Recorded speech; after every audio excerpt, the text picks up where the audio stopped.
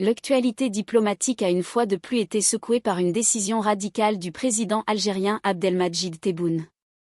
Alors que le nouveau Premier ministre français, fraîchement nommé à Matignon, espérait ouvrir un nouveau chapitre dans les relations algéro-françaises, la réponse d'Alger a été sans appel. Non seulement la demande française a été rejetée, mais la délégation envoyée à Alger a été purement et simplement expulsée. Ce geste spectaculaire, loin d'être un simple fait divers diplomatique, s'inscrit dans un climat lourd, où les mémoires coloniales, les rivalités géopolitiques et les calculs stratégiques se mêlent. C'est une démonstration de souveraineté, mais aussi un avertissement lancé à Paris, au-delà, à toutes les puissances qui tenteraient d'imposer leur vision à l'Algérie. La question est désormais posée, assistons-nous à une rupture définitive ou à une réaffirmation passagère d'indépendance ? Pour le comprendre, il faut plonger dans les racines historiques, les tensions contemporaines et les enjeux d'avenir.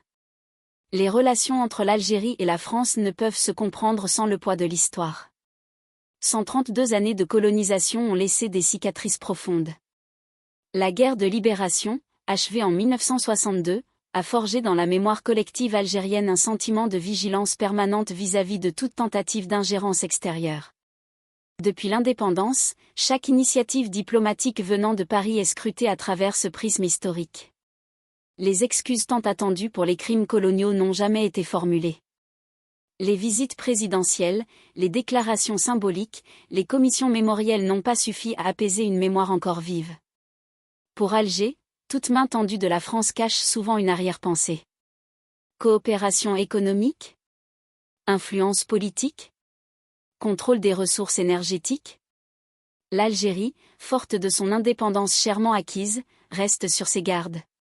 Cette méfiance, loin d'être un simple héritage, est devenue une composante de sa politique étrangère.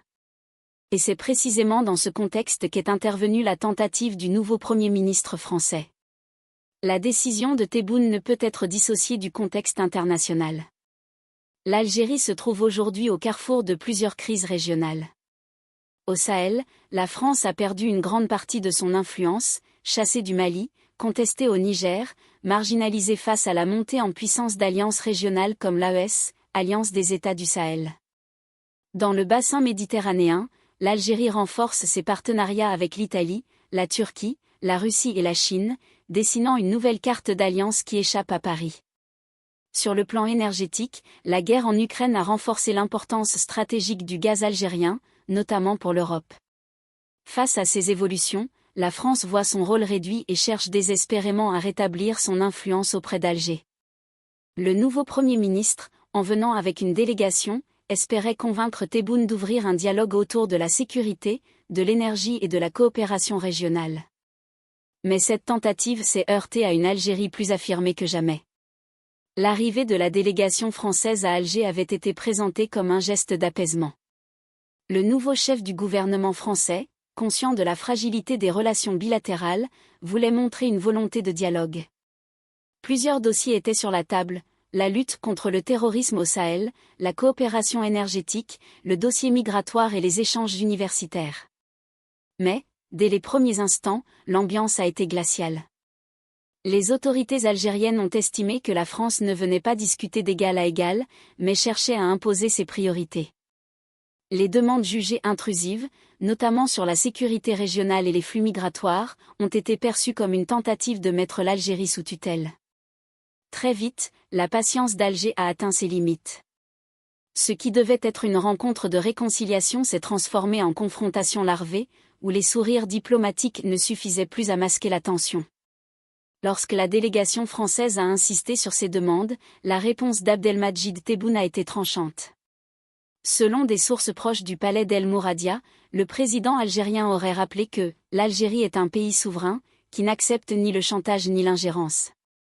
La décision est tombée comme un coup près, non seulement les propositions françaises ont été rejetées, mais l'ensemble de la délégation a été prié de quitter immédiatement le territoire algérien.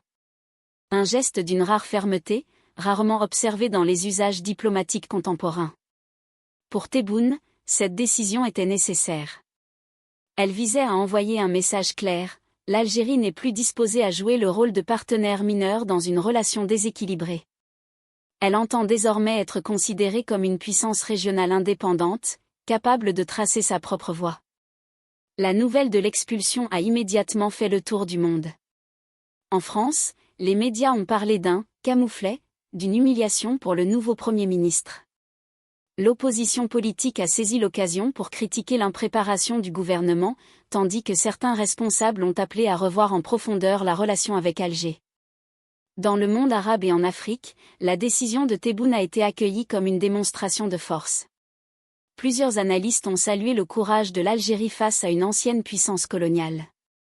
Dans certains pays du Sahel, cette attitude a été perçue comme un prolongement du rejet des influences étrangères. Du côté des grandes puissances, la Russie et la Chine ont vu dans ce geste une confirmation du basculement géopolitique de l'Algérie, tandis que les États-Unis ont adopté une position prudente, surveillant de près les conséquences sur la stabilité régionale et les flux énergétiques.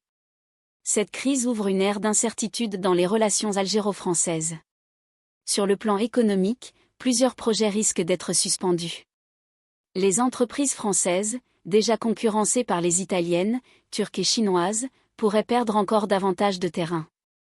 Sur le plan social, les répercussions pourraient toucher la diaspora algérienne en France, déjà prise dans un climat tendu autour des questions d'immigration et d'identité. Politiquement, le gel des contacts à haut niveau pourrait durer. Paris devra repenser sa stratégie, tandis qu'Alger pourrait consolider encore davantage ses alliances alternatives. Cette rupture ne signifie pas forcément une coupure totale, mais elle marque une dégradation profonde et durable de la relation. Au-delà de la crise ponctuelle, cette décision s'inscrit dans une vision plus large, celle d'une Algérie qui affirme sa souveraineté face aux anciennes puissances coloniales. Tebboune, en expulsant la délégation, n'a pas seulement répondu à la France, il a aussi envoyé un message au monde entier. L'Algérie se veut désormais un acteur incontournable, qui choisit ses partenaires en fonction de ses intérêts et non sous pression. Cette posture renforce son image auprès des peuples africains et arabes, qui voient en elle un modèle de résistance et d'indépendance. C'est aussi une manière de préparer l'avenir, dans un monde en recomposition, où les équilibres se déplacent vers le sud global, l'Algérie entend prendre toute sa place, sans tutelle ni compromis sur ses principes. L'expulsion de la délégation française par Abdelmadjid Tebboune restera dans les annales diplomatiques comme un moment de rupture symbolique. Rarement un pays aura osé afficher avec autant de clarté son refus des ingérences extérieures. Reste une interrogation, s'agit-il d'un geste ponctuel, destiné à rappeler à la France les règles du respect mutuel, ou bien d'un tournant historique marquant la fin d'une ère et l'ouverture d'une nouvelle page dans les relations internationales de l'Algérie?